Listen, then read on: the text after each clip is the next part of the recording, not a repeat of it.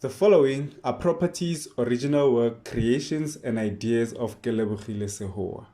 The ElementRings brand includes, but is not limited to, the ElementRings Pty Ltd company, the ElementRings script, comic book or manga script, characters, movie script, ElementRings merchandise, and Negu brand. All rights claimed and reserved by Kelebogile Sehoa.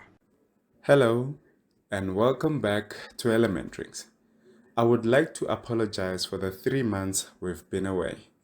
Your understanding will be much appreciated. As always, here's a quick recap before we continue with the story. More people found out about Jonathan's passing, and this had his relatives flocking to his house. Botlale, on the other hand, couldn't believe that Jonathan had passed on after hearing Miss Cassie's thoughts using the ElementRings Pinky powers. Please check out our previous audios before jumping into this one. Now let's continue with the story. The time was now 8:45 a.m. Some people were just getting to work. The Department of Chemistry and Physics had their work cut out for them on this Monday morning. It was the day they were to examine the rock they had removed or recovered from Main Lane Mall. Mr. Singanga was the first to get to work. He went straight to where the rock was. When he arrived, he looked at it and thought out loud. This past weekend was probably the longest weekend of my entire life. I couldn't wait until I came back here. Layla, one of the 3 women Mr. Singanga was with at Main Lane Mall, comes from behind him and says, "I bet it was. I felt the same way too. This rock has secrets to share with us." Mr. Singanga was ready and gearing up to start working. He looked at Layla and asked, "Then why the wait? Where are the others? Tell them we're about to start without them if they don't get here quickly." Layla walks out of the lab. She walks 2 doors down the hall and walks into a room with the word canteen written above it. "Singanga wants you guys in the lab. He wants us to start working on the rock." Tlotlo rubs her hands and says, "This should be interesting." Bonolo was the 3rd one. She stood up from her chair and said, "You got that right. Interesting is what we get when we work together. Let's go, girls." The girls exit the canteen and head back to the lab where Mr. Singanga was waiting. The girls walked in the hallway with their lab coats moving as if air was blowing on them. As they were walking towards the lab, the phone rang. "I don't want any disturbances today," Mr. Singanga screamed. The girls knew how irritable Mr. Singanga could get, so they ran and entered a room with a large door with the word laboratory written above, and Tlotlo answered the phone. "Hello," Tlotlo said. "Yes, hi. May I speak to Mr. Singanga? Tell him it's Lizzie." Tlotlo turned around and said, "Sir, it's for you." Mr. Singanga scoffed and said, "Tell them I'm busy." Tlotlo cleared her throat and said, "Sir, she said I should tell you that it's Lizzie." Mr. Singanga then thought to himself, "Lizzie? Lizzie? Lizzie?" He then said, "I don't know anyone by that name." As he was about to finish his statement, he yelled, "Man Lane Lizzie!" He then hurried to the phone and said, "Lizzie, I am so sorry, dear. Old age has the best of me." He and Lizzie share a laugh, and then Lizzie says, "I called to give you some news about the rock you collected from here."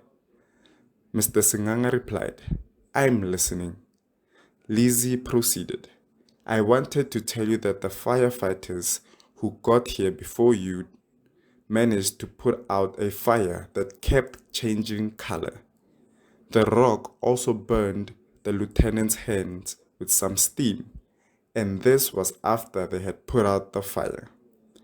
Mr. Singanga was pleased by this news, and he put on the biggest smile the girls had ever seen on him. Lizzie, you've just made my day. Thank you for that update. Now let me get back to work, Mr. Singanga said. They both hung up the phone. Lizzie then thought, that crazy old bastard. If there's anyone who can figure this out, I'm willing to bet everything that it's going to be him. She then dials another set of numbers and the phone rings. Hello, Mr. Ntobong. How far are you? The man on the other end of the line answered. Hello, sister. Kafika no so. Mpe 15 minutes. For those who don't understand, hello, sister. Kafika no so. Mpe 15 minutes means, how are you, sister? I'm about to arrive. Give me 15 minutes. Lizzie replies, okay then, 15 minutes it is. She then hangs up. Back at the Department of Chemistry and Physics, Mr. Singanga looked at the girls and asked, what's wrong, girls? Having cold feet? He teased. Bonolo laughs and says, cold feet? Don't fool yourself, old man. Mr. Singanga smiled and said, then let's get to work. Tlotlo says, I'll start examining the goo we collected back at the mall. Leila says, I'll work with the chunks of rock that resulted from the drill work. Bonolo walks toward the rock after something catches her attention. She looks at the hole where the small rock came out of at Mainland Mall and says, guys, is it me or is there something missing from this section of the mall? Mr. Singanga was in the zone and wasn't in the mood for jokes, so he says, Bonolo, get serious. You know that's where we drilled. So obviously it would seem as if there's a piece that should be there. Bonolo says, I'm not kidding. I was the one who drilled the rock, and the hole was bigger than this. Pluto knew they had to investigate. So she said, okay, then let's check the entire rock and see which of you is incorrect. This rock should have two relatively small holes differing in circumference if Bonolo is right. They each occupy a quadrant of the rock. Leila says, I don't see anything on this side. Tlotlo says, I don't see anything on this side either. It was now between Mr. Singanga and Bonolo. Bonolo speaks up and says, I see the hole I mentioned before. What about you, Mr. Singanga? Mr. Singanga gets closer to see the area where Bonolo drilled the rock.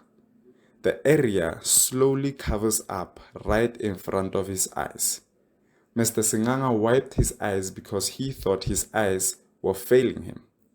The girls were surprised as to why Mr. Singanga was silent. Tlotlo then asks, old man, do you see anything? Mr. Singanga says, I don't believe it.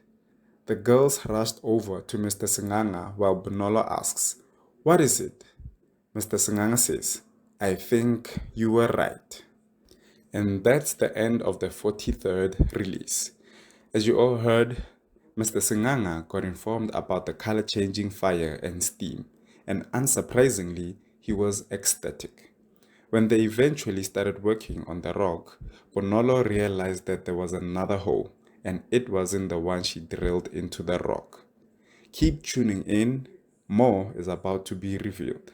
Thanks for the support, and bye for now.